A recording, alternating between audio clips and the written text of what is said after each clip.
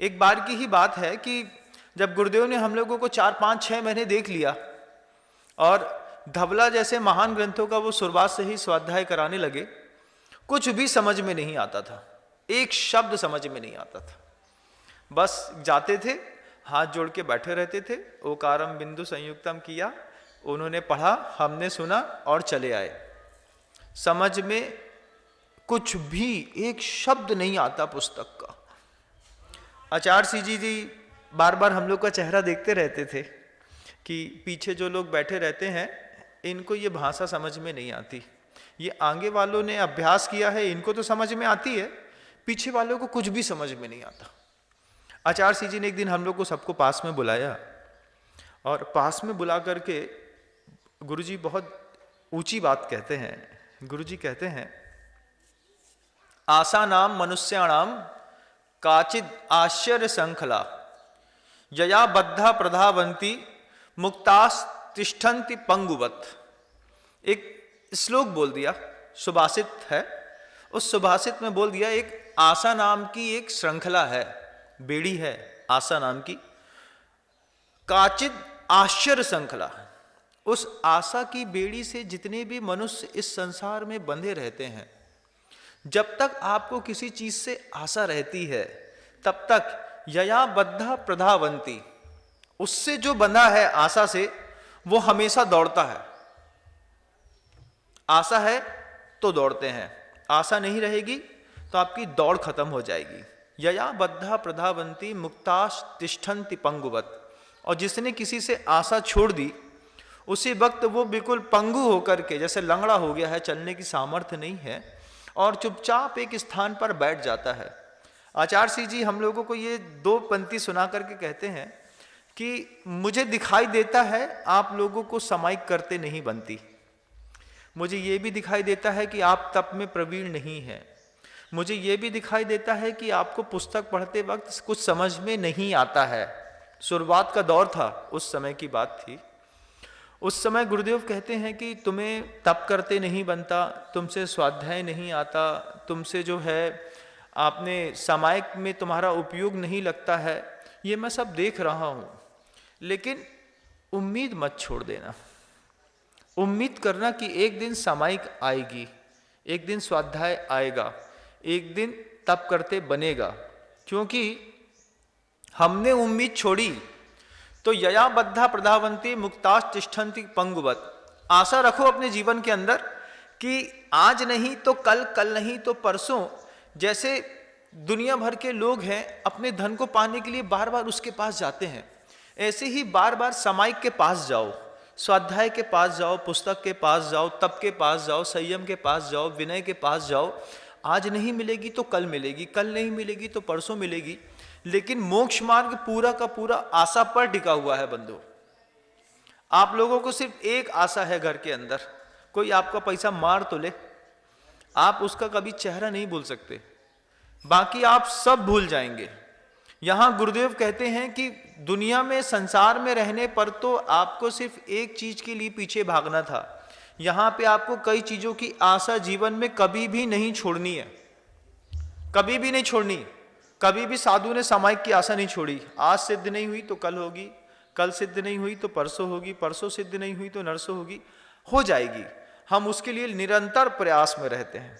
स्वाध्याय में कई बार कुछ समझ में नहीं भी आता है, लेकिन गुरुदेव कहते हैं विनय भी हो रही है, आप उनकी भक्ति और बहुमान भी कर रहे हैं, उनकी पूजा प्रशंसा और पूछ भी रहे हैं।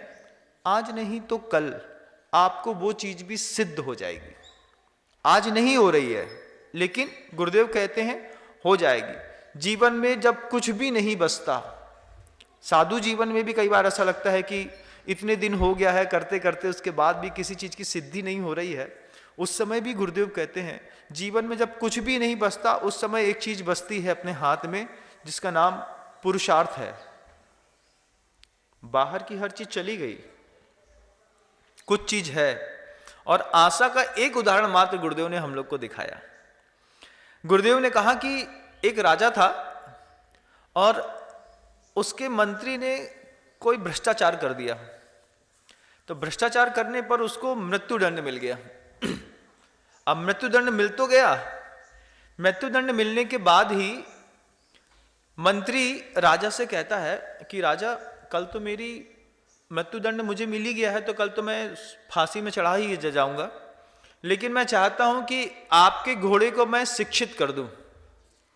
तो राजा बोलते हैं कि मेरे घोड़े को तुम क्या सिखाओगे? बोले, मेरे पास वो विद्या आती है जिससे घोड़ा उड़ना जानता है। अब राजा भी समझता था कि घोड़ा तो कभी उड़ नहीं सकता। बोले, 1 साल के लिए, मात्र 1 साल के लिए अपना घोड़ा मुझे दे दीजिए। आपको बड़े बड़े युद्ध करने पड़ते हैं, आपको बड़ी बड़ी लड़ाइयां करनी पड़ती हैं, आपको बहुत दूर दूर तक जाना पड़ता है। 1 साल मुझे आपके घोड़े को प्रशिक्षित करने दीजिए। 1 साल के बाद जो है, आप देखिए आपका घोड़ा उड़ने लगेगा। राजा ने बोला कि ये तो तुम फांसी से बचने के लिए बहाना मार रहे हो। तो मंत्री कहता है, नहीं महाराज, फांसी से बचने के लिए बहाना नहीं मार रहा हूं, मेरे पास विद्या है, 1 वर्ष लगेगा, 1 वर्ष में घोड़ा उड़ना सीख जाएगा। और राजा ने उस मंत्री को वो व्यवस्था दे दी। राजा ने कह दिया कि इसको घोड़ा दे दो और 1 साल की छूट दे दो। बोले, आप मुझे बांध के रखो, मैं कहीं बाहर नहीं जाऊंगा, कैंपस से बाहर नहीं निकलूंगा, किसी को देखूंगा नहीं, किसी से मिलूंगा नहीं, कुछ भी नहीं करूंगा, लेकिन घोड़ा दे दो। जाने से पहले ये विद्या मैं घोड़े को सिखा करके जाना चाहता हूं, फिर मुझे फांसी में लटका देना। सामने वाले मंत्री ने 1 वर्ष का समय राजा से ले लिया, घोड़ा ले लिया, एक बहुत बड़े बाड़े में मंत्री को और घोड़े को बंद करके रख दिया कि ये यहां से बाहर नहीं जाएगा। अब वही राजा का पुत्र आकर के धीरे से मंत्री जी से पूछता है कि मंत्री महोदय, घोड़ा कभी उड़ तो सकता नहीं है, ये बात तो पक्की है। अब आपने राजा से कह दिया है कि घोड़ा उड़ता है, कैसे उड़ेगा, आप हमें समझाइए। मंत्री अच्छी बात कहता है। मंत्री कहता है, राजकुमार, मुझे भी पता है घोड़ा कभी उड़ नहीं सकता, फिर आपने राजा से झूठ क्यों बोला? बोले, मैंने झूठ नहीं बोला, मैंने 1 वर्ष का समय लिया है। 1 वर्ष में मेरी मृत्यु तो 1 वर्ष के लिए तो बच गई। अब 1 वर्ष में 4 घटना घटने वाली हैं। अगर आशा है आपको तो, अगर आशा ही नहीं है तो कोई घटना नहीं घटेगी। तो राजकुमार मंत्री से पूछता है, 1 वर्ष में क्या घटना घटने वाली है? 1 वर्ष में हो सकता है इस घोड़े को सिखाते सिखाते मैं ही मर जाऊं, तो कम से कम मुझे फांसी का दुख नहीं झेलना पड़ेगा। हो सकता है 1 वर्ष में राजा ही मर जाए तो मेरी फांसी रुक जाएगी। हो सकता है 1 वर्ष के अंदर ये घोड़ा सही में उड़ना सीख जाए, तो भी हो सकता है। 3 घटना तो सामने दिख ही रही है। और ऐसा भी हो सकता है कि 1 वर्ष के अंदर मैं इसको सिखाऊं और सिखाते सिखाते घोड़ा ही मर जाए। घोड़ा भी मर सकता है, मैं भी मर सकता हूं, राजा भी मर सकता है, और चौथी बात है कि घोड़ा उड़ना भी सीख सकता है। तो राजकुमार उस मंत्री का उत्तर सुनकर के पूछता है, आपको क्या लगता है?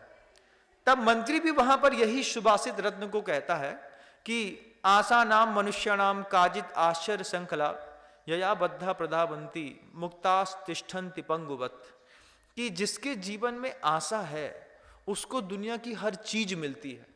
मुझे अंदर से आशा थी तो मुझे 1 साल की जिंदगी मिल गई। अब 1 साल में क्या क्या घटनाएं घट सकती हैं, क्या हो सकता है, हमको नहीं पता बंधुओं। ऐसे ही गुरुदेव हम लोगों को कहते हैं कि जीवन में इस बात का हमेशा ध्यान रखना कि कहीं तुम किसी अपने शब्दों के माध्यम से किसी के आने वाले कल की आशा को नष्ट न कर दो। और उदाहरण भी दिया, रास्ता चलते हुए कितने सारे हाथी दिखते गुरुदेव को, कितने सारे हाथियों को देखते हुए गुरुदेव ने एक उदाहरण दिया। बहुत बड़ा लंबा चौड़ा बड़ा हाथी जो एक समय में हीरा कहा जाता था। हीरा और मोती 2 हाथी चला करते थे शुरुआत में, जब पंचकर्णा इत्यादि होते थे। तो हीरा को एक दिन गुरुदेव ने देखा, हाथी को। हाथी चुपचाप पेड़ की डगाल खाते हुए चुपचाप खड़ा है। खड़ा है तो क्या हुआ? हाथी बोलते हैं, गुरुदेव बोलते हैं, देखो उस हाथी को। हाथी को क्या देखना महाराज जी, हाथी तो हाथी है। बोले नहीं, इतना बलशाली है उसके बाद भी महावत के कब्जे में है। महावत के कब्जे में क्यों है हाथी? तो गुरुदेव ने कहा जब ये छोटा सा बच्चा होगा तब इसको लोहे की मोटी जंजीर से बांधा और एक खूंटे से गाड़ दिया। इसने पिछले 4 साल मतलब आगे 4 साल तक इसने प्रयास किया होगा कि मैं इस जंजीर को तोड़ूं और चला जाऊं, तोड़ूं और चला जाऊं, तोड़ूं और चला जाऊं। और महावत जब तक हाथी को खुला नहीं छोड़ता जब तक वो उसके प्रयास को करता रहता है। हाथी रोज प्रयास करता, हाथी का बच्चा, जंजीर मोटी थी, हाथी का बच्चा प्रयास करे इसको तोड़ दूंगा भाग जाऊंगा, तोड़ दूंगा भाग जाऊंगा। निरंतर 4 वर्ष तक हाथी ने प्रयास किया होगा। महावत 4 वर्ष तक उसको बांध के रखा रहा। एक दिन महावत देखता है कि पैर में जंजीर तो बंधी है लेकिन हाथी जो है उस जंजीर को तोड़ने का प्रयास नहीं कर रहा। जिस दिन उस हाथी की ये आशा खत्म हो गई कि अब इसको तोड़ने से कोई मतलब नहीं है, उसी दिन से 2-4 दिन और लगे होंगे महावत को ये देखने में। जब महावत ने ये देख लिया कि हाथी ने अब पैर चलाना ही बंद कर दिया है, इसने अपने पुरुषार्थ को ही खत्म कर दिया है, उस दिन महावत ने उसकी जंजीर खोल दी। लेकिन जंजीर खोलने के पहले पहले हाथी का माइंड ऐसा सेट हो गया था कि अब मैं इस जंजीर को छोड़ करके कभी जा नहीं पाऊंगा। फिर वो जंजीर खुली भी रही तब भी हाथी कहीं नहीं गया। और धीरे धीरे धीरे धीरे धीरे जैसे ही किसी व्यक्ति की आशा खत्म हो गई, अब इतना वो अपनी उस विचार शक्ति में दृढ़ हो गया है कि इतना बड़ा होने के बावजूद, जबकि देखो चारों पैर में उसके कोई बंधन नहीं है, उसके बाद भी वो महावत के आगे पीछे आगे पीछे आगे पीछे हो रहा है। इसको कहते हैं माइंड सेट कर देना। ये माइंड सेट महावत ने हाथी का कर दिया। ऐसे ही कई कर्मों ने, कई पुरुषार्थों ने हमारा भी ऐसा माइंड सेट कर दिया है। हमने उसके तरीके में पुरुषार्थ करना ही बंद कर दिया।